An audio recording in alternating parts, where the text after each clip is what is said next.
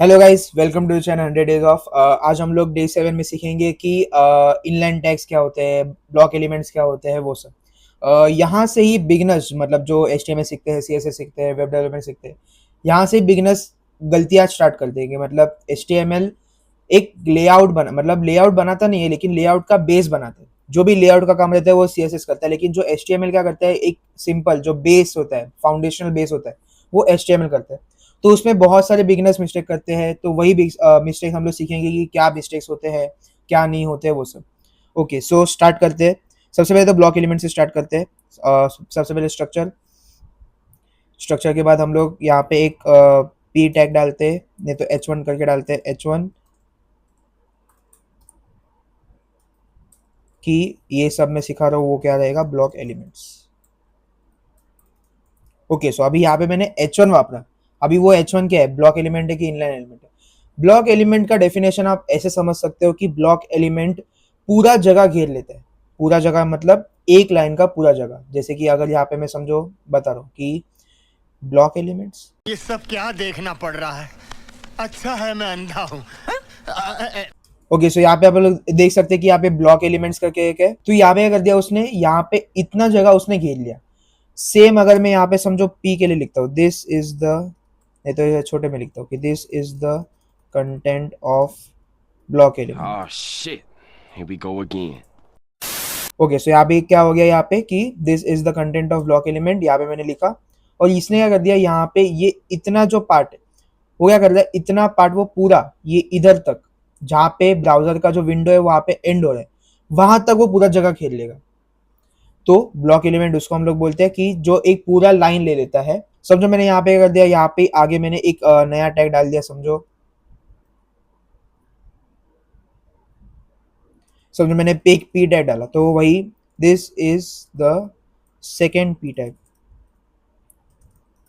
तो ये क्या हो गया, अभी ये इसके आगे आना चाहिए था। मतलब लॉजिकली देखना जाए तो कि लॉजिक क्या बताते हैं कि जहाँ पे ये पी टैग एंड हुआ, या मतलब यहाँ से स्टार्ट होना चाहिए था, लेकिन कहाँ पे स्टार्ट हो गया, एक नई लाइन पे स्टार्ट हो गया। तो ब्लॉक एलिमेंट्स क्या होते हैं, जो नई लाइन पे स्टार्ट होते हैं, प्लस जो प्रीवियस ब्लॉक एलिमेंट्स के लाइन में यूज नहीं आते।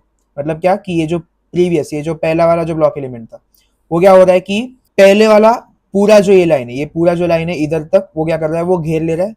फिर बाद में जो सेकंड ब्लॉक एलिमेंट है पी, वो क्या कर रहा है, सेकंड लाइन को पूरा घेर रहा है। तो ये पूरा अभी ये जो सेकंड पी टैग है वो इधर तक जगह घेर लेगा। तो अभी यहां तक कोई और टैग या फिर एलिमेंट नहीं आ सकता। ओके, सो कौन से ब्लॉक एलिमेंट्स होते हैं? बहुत सारे रहते हैं, ऐसा कुछ ये नहीं है, काउंट नहीं है।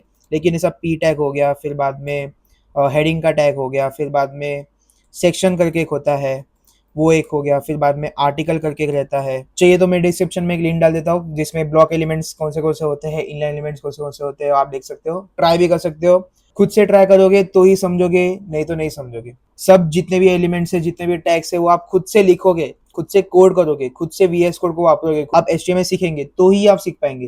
Practice make the man perfect. अगर प्रैक्टिस नहीं करोगे तो HTML नहीं सीख पाओगे, आगे जाके CSS नहीं सीख पाओगे, जावास्क्रिप्ट नहीं सीख पाओगे, वेब डेवलपमेंट नहीं सीख पाओगे। ओके, सो अभी बात करते हैं इनलाइन एलिमेंट्स के ऊपर। तो इनलाइन एलिमेंट्स के ऊपर यहाँ पे थोड़ा सा अच्छे से लिखते हैं इसको। HR टैग हम लोग ने जो सीखे है वो सब यूज करते हैं हम लोग।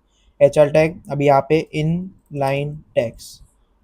ओके, सो अभी इनलाइन टैग्स के ऊपर बात करते हैं कि इनलाइन टैग्स क्या होते हैं। इनलाइन टैग्स वो होते हैं जो पूरा एक लाइन नहीं घेरते हैं, जितना उन लोग को चाहिए उतना ही जगह घेरते हैं। जैसे example, this is the content of inline elements. अभी इन एलिमेंट्स कौन से होते हैं, जैसे कि जैसे मैंने सिखाया था ये टेक्स्ट फॉर्मेटिंग में, अब बोल्ड हो गया, इटैलिक हो गया, अंडरलाइन हो गया, वो सब। तो यहाँ पे समझो मैंने स्ट्रॉन्ग करके वापरा। याद रहेगा कि अगर स्ट्रॉन्ग किसके लिए यूज करते हैं वो सब। तो स्ट्रॉन्ग टेक्स्ट, ये जो स्ट्रॉन्ग टैग, VM टैग, वो सब मैंने टेक्स्ट फॉर्मेटिंग डे 3 में सिखाया था वो सब। तो यहाँ पे वही, तो ये सब क्या हो गए, इनलाइन एलिमेंट्स हो गए। इनलाइन मतलब क्या कि जितना उन लोगों को जगह चाहिए उतना ही वो घेरेंगे। जैसे कि एग्जांपल यहाँ पे, this is the content of strong inline. तो यहाँ पे देखो स्ट्रॉन्ग टेक्स्ट, ये क्या इसमें आ गया, एक बोल्ड टेक्स्ट में आ गया।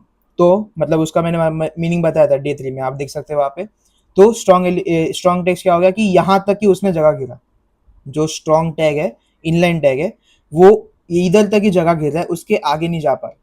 तो इन एलिमेंट का मतलब क्या कि जितना उसको जगह का रिक्वायरमेंट है वो उतना ही लेगा, बस। ब्लॉक एलिमेंट क्या करेगा कि जितना उसको जगह चाहिए वो भी लेगा, प्लस उसके आगे जितना भी जगह अवेलेबल है वो भी वो घेर लेगा। बस इतना ही डिफरेंस है ब्लॉक एलिमेंट्स और इनलाइन एलिमेंट में।